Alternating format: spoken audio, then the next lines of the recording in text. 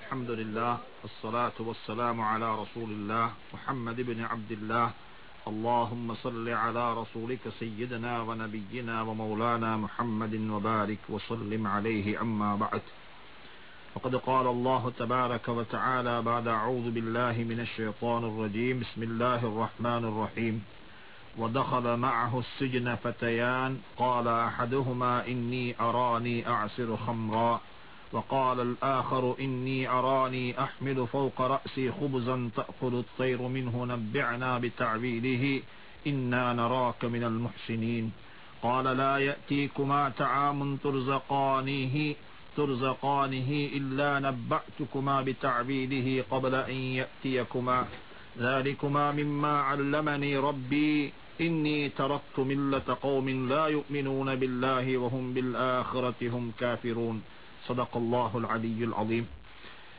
அன்பான நேயர்களே, சகோதர சகோதரிகளே, சென்ற வாரம் இதே திருவசனங்களின் இன்னும் ஒரு வகையான விளக்கத்தை நாம் பார்த்தோம். அது என்னவென்று சொன்னால், சிறை என்று சொல்லக்கூடியது இஸ்லாமிய கண்ணோட்டத்தில் எப்படி சிறையை பார்த்திருக்கிறது, சிறைவாசம் அனுபவித்தவர்கள் எப்படிப்பட்ட வாழ்க்கையை அவர்கள் இஸ்லாமியர்கள் உலமாக்கள் முன்னோர்கள் எப்படிப்பட்ட சிறைவாசத்தை தன்னுடைய வாழ்க்கையில் அனுபவித்தார்கள் என்று சொல்லக்கூடிய உபதலைப்பில் நம்முடைய சென்ற வார உரை அமைந்திருந்தது. இம்முறை இந்த இரண்டு ஆயத்துகளிலும் அல்லாஹ் சுப்ஹானஹு வ தஆலா ஹஜ்ரத் யூசுப் அலைஹி ஸலாத்து வஸ்ஸலாம் அவர்கள் தன்னிடமிருந்து ஒரு நலவை பெற நாடி வந்த இரண்டு சகோதரர்களுக்கு உதவி செய்வதற்கு முன்னால், அவர்களுடைய கர்மத்தை பூர்த்தி செய்து கொடுப்பதற்கு முன்னால், அந்த சந்தர்ப்பத்தை தன்னை படைத்தவனையும் தன்னுடைய இறுதியை தன்னுடைய முடிவை பற்றியும் மறுமை நாளை பற்றியும் தாவா கொடுப்பதற்கும் ஒரு அழைப்பு கொடுப்பதற்கு அவர்களுக்கு உண்மையை விளங்கப்படுத்துவதற்கு ஒரு சந்தர்ப்பமாக பயன்படுத்திக் கொண்டார்கள். அல்லாஹ் சுப்ஹானஹு வ தஆலா இவைகளை எங்களுக்கு ஏன் சொல்லித் தருகிறார் என்று சொன்னால், ஹஜ்ரத் யூசுப் அலைஹி ஸலாத்து வஸ்ஸலாம் அவர்களிடத்தில் இரண்டு சகோதரர்கள் கேட்டு வருகிறார்கள். அங்கே இருக்கக்கூடிய சிறையிலே சிறைவாசம் அனுபவித்துக் கொண்டிருக்கக்கூடிய இரண்டு நபர்கள் கண்ட கனவுக்கான தாற்பயத்தை கேட்டு வருகிறார்கள். ஒருவர் சொல்லுகிறார், قال احدهما اني اراني اعصر خمرا, நான் ஒரு கனவு கண்டேன், அந்த கனவில் சாராயம் புளிந்து கொண்டிருக்கிறேன். அதாவது திராட்சை பழத்தை புளிந்து அதனால் அதனுடைய சாறை அதிலிருந்து வரக்கூடிய ஜூஸ் இதை நான் சாராயமாக புளிந்து புளிந்து கொண்டிருக்கிறேன். மற்றும் ஒருவர் சொன்னார், என்னுடைய தலையில் நான் ரொட்டிகளை சுமந்து கொண்டு போகிறேன், அந்த ரொட்டிகளை காகங்கள் பறவைகள் வந்து சாப்பிட்டுக் கொண்டிருக்கிறது.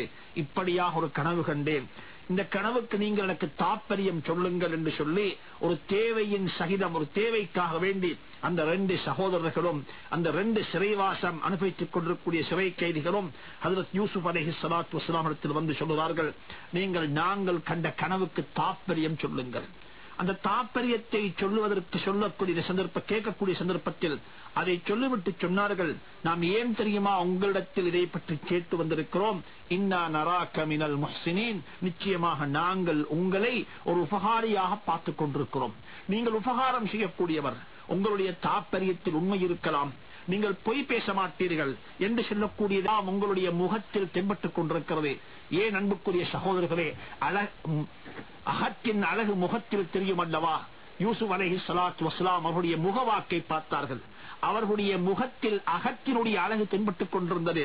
சொன்னார்கள், இன்னா நராக மினல் முஹ்சினீன், நாங்கள் உங்களை ஒரு முஹ்சினானவராக ஒரு நல்லவராக பார்த்துக் கொண்டிருக்கிறோம் என்பதற்கு பிறகு ஹஜ்ரத் யூசுப் அலைஹி ஸலாத்து வஸ்ஸலாம் அவர்கள் இந்த சந்தர்ப்பத்தை அல்லாஹுவை பற்றியும் ஏகத்துவத்தை பற்றியும் மறுமை நாளை பற்றியும் தன்னை பற்றியும் தன்னுடைய குடும்பத்தினுடைய நோக்கத்தை பற்றியும், நான் எந்த குடும்பத்தை சார்ந்தவர், என்னுடைய குடும்ப பின்னணி என்ன என்பதை எல்லாம் சொல்லுவதற்கு ஒரு சந்தர்ப்பமாக பயன்படுத்திக் கொண்டார்கள்.